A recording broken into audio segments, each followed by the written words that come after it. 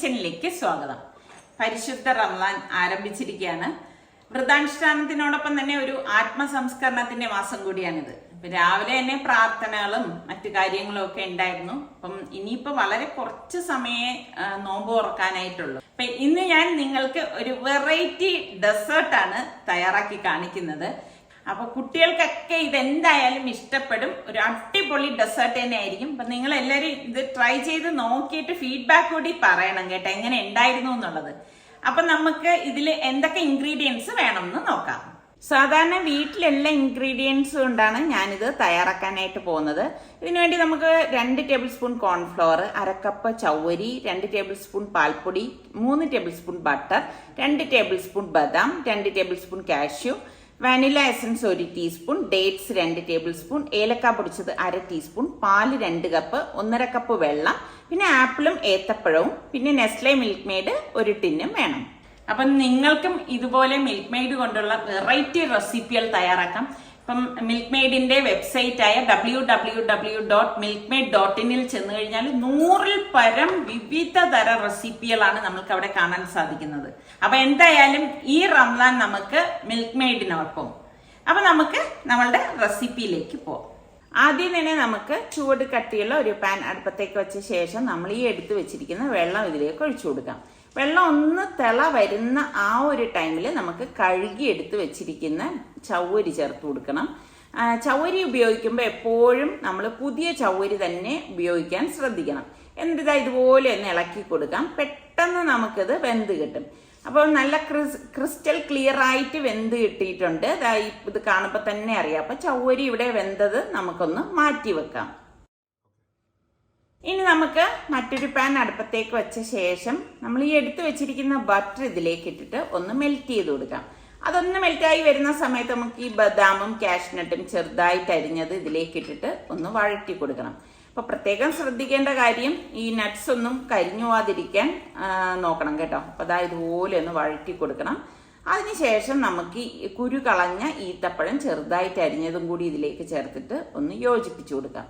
അപ്പൊ ഇതെല്ലാം കൂടി ചേർത്തിട്ട് ഒന്ന് നല്ലതുപോലെ ഒന്ന് ഇളക്കി കൊടുക്കണം. അത് ആ ബട്ടറിൽ നല്ലതുപോലെ ഒന്ന് വഴറ്റി എടുക്കണം. അപ്പൊ ഇതിന് ശേഷം ഇനി നമുക്ക് ഈ അരിഞ്ഞു വെച്ചിരിക്കുന്ന ഫ്രൂട്ട്സ് ഉണ്ടല്ലോ, ചെറുതായിട്ട് വേണം അരിഞ്ഞെടുക്കാൻ. അതിൽ ഞാൻ ആപ്പിളും ഏത്തപ്പഴവും കൂടി ചേർത്ത് കൊടുക്കുകയാണ്. എന്നിട്ട് നല്ലതുപോലെ ഒന്ന് ഇളക്കി കൊടുക്കണം. അതായത് ഈ ഫ്രൂട്ട്സ് ഒന്ന് വെന്ത് കിട്ടണം.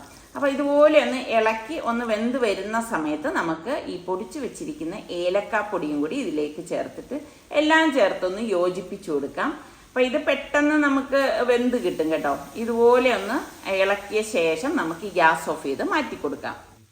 ഇനി ഞാൻ പാൻ അടുപ്പത്തേക്ക് വെച്ചിട്ട് നമ്മൾ ഈ എടുത്തു വെച്ചിരിക്കുന്ന പാൽ ഇതിലേക്ക് ഒഴിച്ചു കൊടുക്കണം. അപ്പൊ പാല് ഇതുപോലെ ഒഴിച്ചു കൊടുത്ത് ഒന്ന് ചൂടായി വരണം കേട്ടോ. തിള വരേണ്ട ആവശ്യമില്ല. ചൂടായി വരുന്ന ആ ഒരു ടൈമിലാണ് നമുക്ക് പാൽപ്പൊടി ഇതിലേക്ക് ചേർത്ത് കൊടുക്കാനുള്ളത്. പാൽപ്പൊടി ചേർക്കുമ്പോൾ പ്രത്യേകം ശ്രദ്ധിച്ചേക്കണം, ഒട്ടും കട്ട കെട്ടാൻ പാടില്ല. അപ്പം അടി ചേർത്ത് നല്ലതുപോലെ ഒന്ന് ഇളക്കി കൊടുക്കണം. പാൽപ്പൊടിയും പാലും എല്ലാം കൂടി ഒന്ന് യോജിച്ച് വരുന്ന ടൈമിൽ നമുക്ക് നെസ്ലയുടെ മിൽക്ക് മെയ്ഡ് 1 ടിൻ ഇതിലേക്ക് ഒഴിച്ചു കൊടുക്കാം. അപ്പം ഈ മിൽക്ക് മെയ്ഡ് ഒഴിക്കുന്നതുകൊണ്ട് തന്നെ നല്ല ടേസ്റ്റ് ആയിരിക്കും കേട്ടോ ഈ ഒരു ഡെസേർട്ടിന്. അപ്പൊ ഫുള്ളായിട്ട് ഇത് ഒഴിച്ചു കൊടുത്ത ശേഷം നമുക്ക് വാനില എസൻസും കൂടി ഇതിലേക്ക് ചേർത്തിട്ട് നല്ലതുപോലെ ഒന്ന് ഇളക്കി കൊടുക്കണം. അപ്പം ഇത് അടുക്കി പിടിക്കാതിരിക്കാൻ പ്രത്യേകം ശ്രദ്ധിച്ചേക്കണം. അതുപോലെ ഒന്ന് ഇളക്കി കൊടുത്തിട്ട് നമുക്ക് ഈ സമയം കൊണ്ട് ഈ എടുത്തു വെച്ചിരിക്കുന്ന കോൺഫ്ലവർ പാലൊഴിച്ചിട്ട് നല്ലതുപോലെ ഒന്ന് ഇളക്കി കൊടുക്കണം. ഇതും ഇളക്കുമ്പോൾ പ്രത്യേകം ശ്രദ്ധിച്ചേക്കണം, കട്ട കെട്ടാൻ പാടില്ല. കട്ട ഇല്ലാതെ, ഒട്ടും കട്ട ഇല്ലാതെ ഈ ഒരു ലൂസ് പരുവത്തിൽ വേണം എടുക്കാനുള്ളത്. എന്നിട്ട് ഇത് നമുക്ക് ഈ പാലിലേക്ക് ഒഴിച്ചു കൊടുക്കാം. ഇനി ഇതെല്ലാം ചേർത്ത് നല്ലതുപോലെ ഒന്ന് മിക്സ് ചെയ്ത് കൊടുക്കാം. അപ്പൊ ചെറുതായിട്ടൊരു കുറുക്കം വരും കേട്ടോ. ഇതുപോലെ ഒന്ന് ഒഴിച്ചു കൊടുത്ത ശേഷം നമുക്ക് തിള വരുമ്പോഴേക്ക് നമുക്ക് ഈ വേവിച്ച് വെച്ചിരിക്കുന്ന ചവ്വരി ഇതിലേക്ക് ഇതുപോലെ ഒഴിച്ചിട്ട് എല്ലാം ചേർത്ത് നല്ലതുപോലെ ഒന്ന് യോജിപ്പിച്ചു കൊടുക്കാം. ഇനി ജസ്റ്റ് ഇതൊന്ന് തിള വരിക മാത്രമേ വേണ്ടൂ. ഇപ്പൊ ഗ്യാസ് ഓഫ് ചെയ്ത് നമുക്കിതൊന്ന് മാറ്റി വെക്കാം. ഇതിവിടെ ഒന്ന് തണുത്തിട്ടുണ്ട്. അപ്പോഴേക്കും നമുക്ക് ഈ ഫ്രൂട്ട്സിന്റെ കൂട്ട് ഈ പാലിലേക്ക് ഇട്ടിട്ട് നല്ലതുപോലെ ഒന്ന് മിക്സ് ചെയ്ത് കൊടുക്കണം. അപ്പൊ പെട്ടെന്ന് ഉണ്ടാക്കിയെടുക്കാൻ പറ്റുന്ന ഒരു അടിപൊളി ഫ്രൂട്ട് സാഗോ പായസം ഇവിടെ റെഡി ആയിട്ടുണ്ട്. പൊടിച്ച പിസ്ത കൊണ്ടോ ബദാം കൊണ്ടോ നമുക്കിത് ഗാർണിഷ് ചെയ്യാവുന്നതാണ്. കുട്ടികൾക്കൊക്കെ ഉറപ്പായിട്ടും ഇഷ്ടപ്പെടും. അതുപോലെ തന്നെ ഇത് ചൂടോടുകൂടിയോ തണുപ്പിച്ചോ കഴിക്കാൻ പറ്റിയ ഒരു പായസമാണ് കേട്ടോ. ഇനിയിപ്പോൾ ഇത് നമ്മൾ നോമ്പ് തുറന്ന ശേഷമാണ് ടേസ്റ്റ് ചെയ്യാനായിട്ട് പോകുന്നത്. അങ്ങനെ നോമ്പ് തുറക്കാറായപ്പോഴേക്ക് ഇതാ നിസാർക്ക് ടേബിൾ എല്ലാം ഒന്ന് സെറ്റ് ചെയ്തെടുക്കുകയാണ്. കഞ്ഞിയും ജ്യൂസും നമ്മൾ ഉണ്ടാക്കിയ ഫ്രൂട്ട് സാഗോ പായസം എല്ലാം സെറ്റ് ചെയ്തെടുത്ത് വെച്ചു. അപ്പോഴേക്ക് ബാങ്ക് കൊടുത്തു. ഞങ്ങളിതാ നോമ്പ് തുറക്കുവാണ്. സനമോൾ ഇങ്ങനെ ഞങ്ങളുടെ വായിലിങ്ങനെ നോക്കിക്കൊണ്ട് നിൽക്കുന്നുണ്ട് കേട്ടോ. അവൾക്കും ടേസ്റ്റ് ചെയ്താൽ കൊള്ളാമെന്നൊക്കെ ഉണ്ട്. അപ്പം ഇനിയിപ്പം മഗ്‌രിബ് നിസ്കാരം കഴിഞ്ഞ് വന്ന ശേഷം മാത്രമേ നമ്മൾ ഈ നമ്മളുടെ പായസമൊക്കെ ടേസ്റ്റ് നോക്കത്തുള്ളൂ.